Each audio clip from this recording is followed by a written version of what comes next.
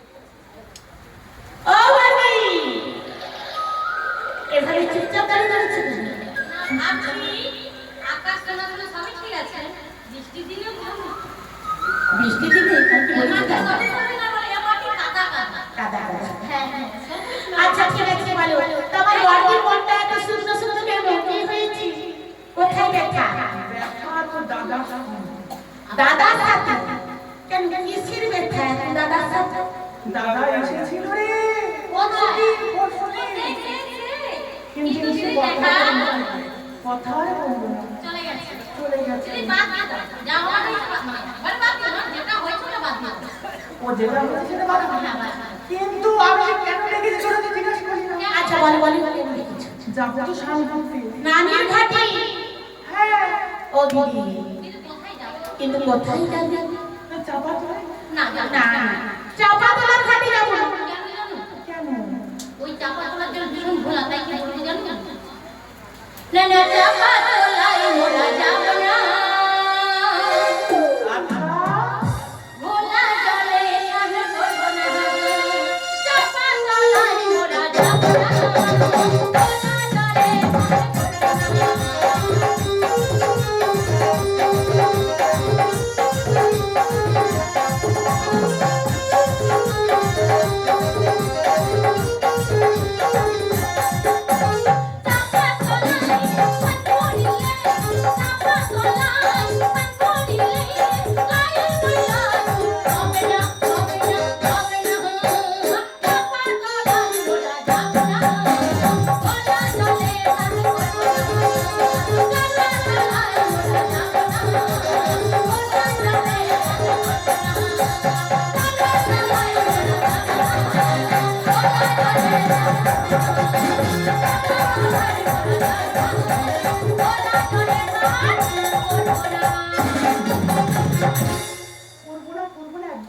ঠিক আছে, কিন্তু কালে কোথায় যাবে বলো? কেন? সে কালীদহে? কালীদহে? হ্যাঁ ঠিক বলেছো দিদি, আমাদের সেই পুরনো কালীদহে যাবো দিদি। কিন্তু তোকে তো নিয়ে যাব না। কেন আমায় নিয়ে যাবে না কেন? তাহলে আমায় ডাকলে কেন? তোর যে গায়ে কলঙ্ক লেগেছে, কলঙ্ক। ও বাবা, তুমি এই কথা বলছো কেন দিদি? এখন কলঙ্কের দাগ লাগিও না। ও দিদি, আচ্ছা তুমি বলো তোমার মেয়ে যে কখন কলঙ্কের দাগটা গায়ে লাগালো?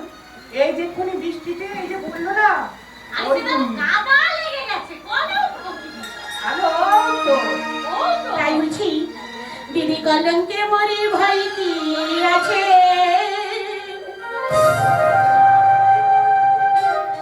আমি মানুষ পেয়েছি রাঙা পারে, ওই ছোড়া পারে, ওই ছোড়া। আবার সব হারালে কৃষ্ণ আছে, আমি চাচ্ছি কৃষ্ণ পাহাড়ে, আমি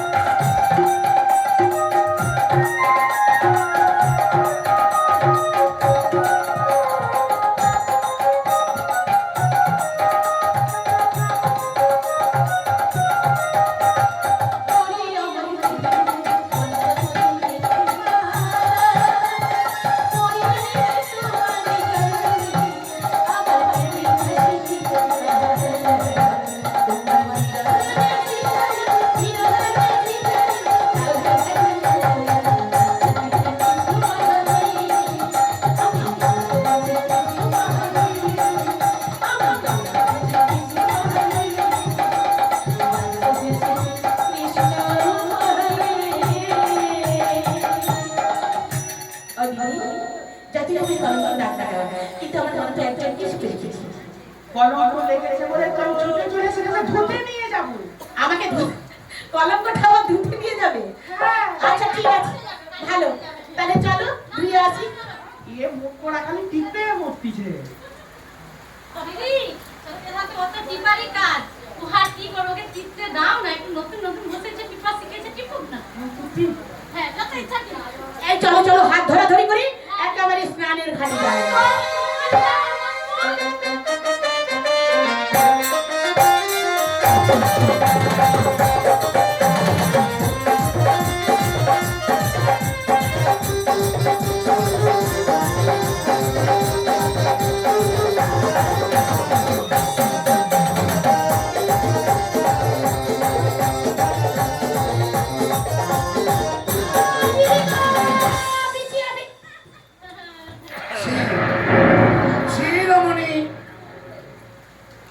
তোমাদের লজ্জা শরম নেই?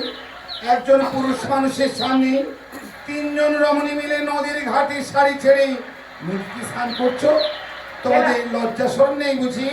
এই কুদ্দুস, ও বারবি, তুমি কি কিছু বললে?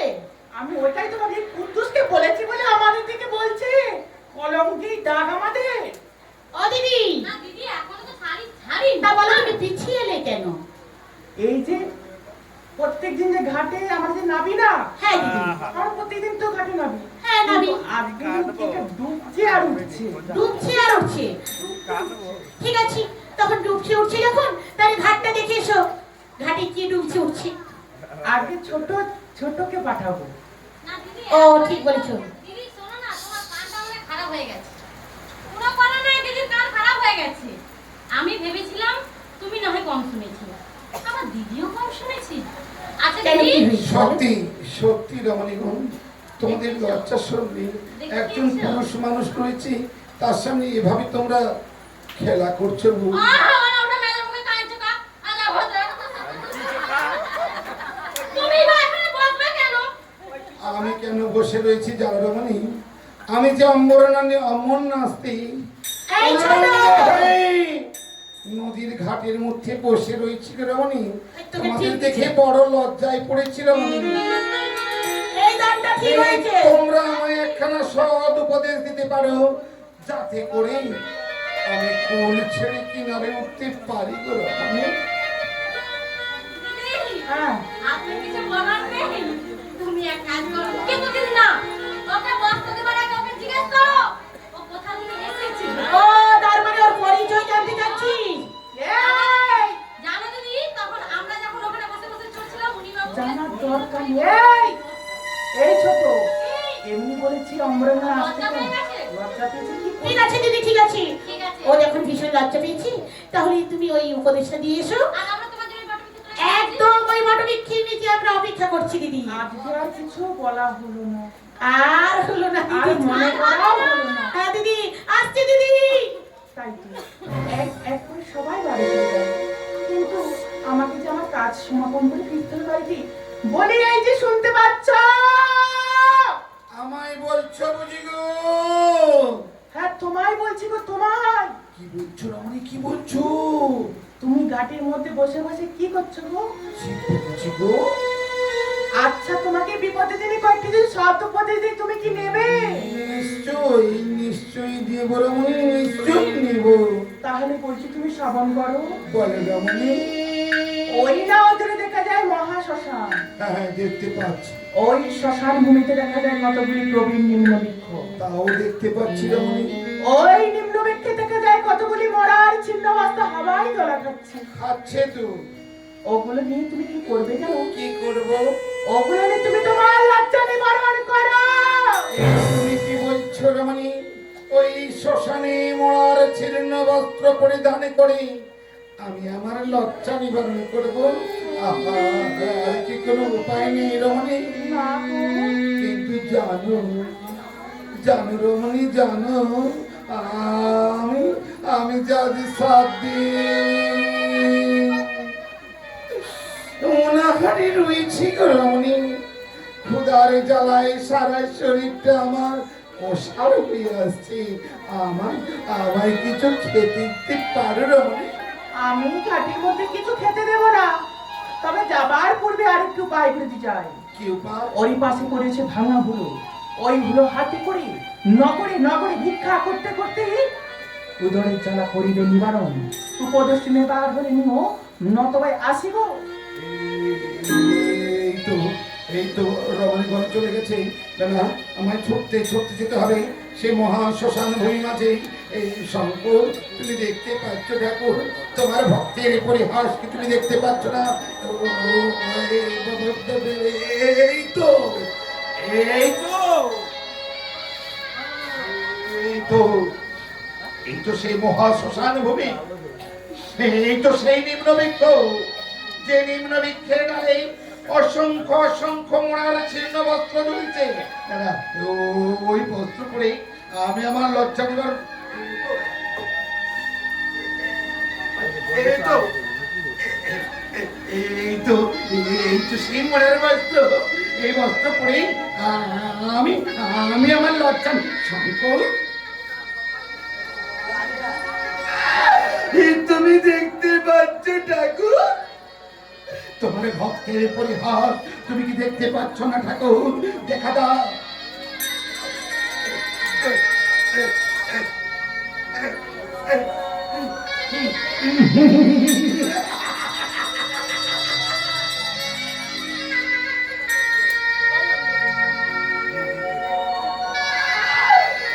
বেশ ভালো হয়েছে, বেশ ভালো হয়েছে। লক্ষপতি চাঁদ সদাগর যে বৎসর অন্তে প্রজাদের হাতে বসন তুলে দেয়,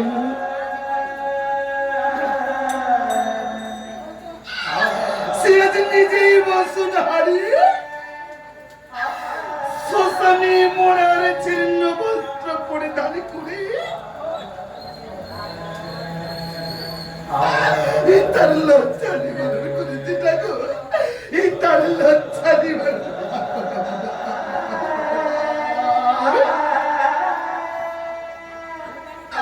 আমি আর খোদার জ্বালা সহ্য করতে পারছি না।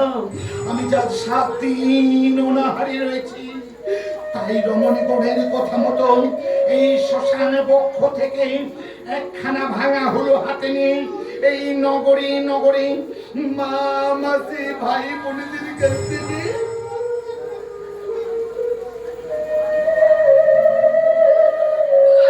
আমি আমার উদ্ধারের জ্বালানি বানানি করার জন্য আমি একটি একটি করে পয়সা ভিক্ষে চেয়ে নেব।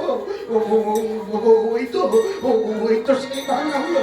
এগুলো আমি হাতে হাতে ধারণ করে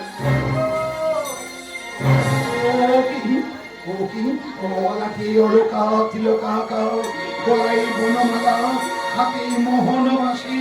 তুমি কি কদম তোর তলে বাজিয়েছিলে বাসি? তোমার সম্মুখে বয়ে যায় এই গঙ্গা, এই যমুনা, এই সরস্বতী, ভাগীরথী। এভাবে এভাবে কোনদিন কোনো মানুষদের দেখতে পারি না। ওগো আমার নগরবাসীগণ, ওগো আমার মা মাসি ভাই বোনেরা, আর যদি আপনাদের সন্তান এমন ভাবে খোদারে জ্বালায় মা মা বলে চিৎকার করতে করতে ওই পথের ধুলোয় পড়ে গোলাগুলি খায়, আপনারা কি পারবেন না পারবেন সেই সন্তানকে দূরে ঠেলে দিতে? না না, তাই আজ আমি আপনাদের সন্তান হয়ে বলছি না গো, আপনাদের চরণ ধরে বলছি মা গো,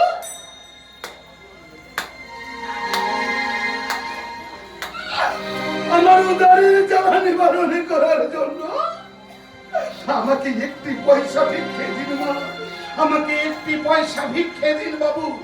আজ আমি আপনাদের চরণ ধরে বলছি মা, আমায় ভিক্ষা দাও গো নগরবাসী,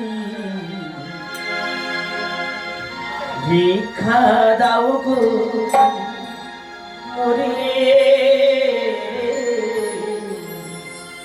ভিক্ষা দাও গো নগরবাসী।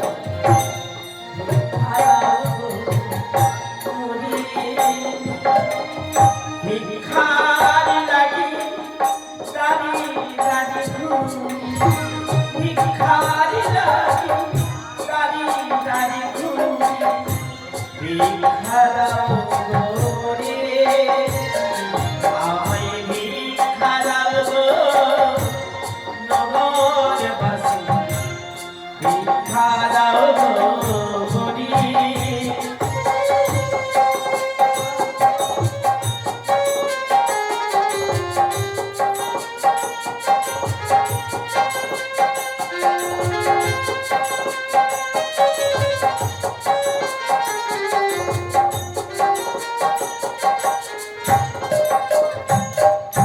আমি একদিন ছিলাম রাজা, এই জীবতার সাজা। আমি একদিন ছিলাম রাজা, এই জীবতার সাজা। আজ দৈতি মুঠো অনতির লাগি, ঘুরি আমি দাঁড়িয়ে দাঁড়িয়ে। আমায় ভিক্ষা দাও গো নগরবাসী, ভিক্ষা দাও গো হরি।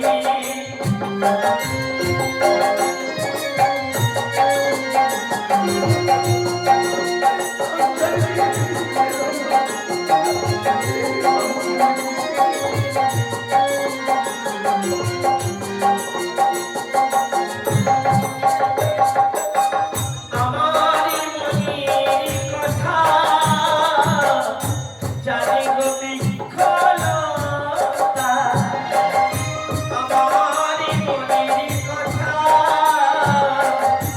জানে গো বৃক্ষলতা। দুইটি মুঠো অন্তির লাগে, ঘুরি আমি দাঁড়িয়ে দাঁড়িয়ে। আমায় ভিক্ষা দাও গো নগরবাসী, ভিক্ষা দাও গো হরি। তোমরা ভিক্ষা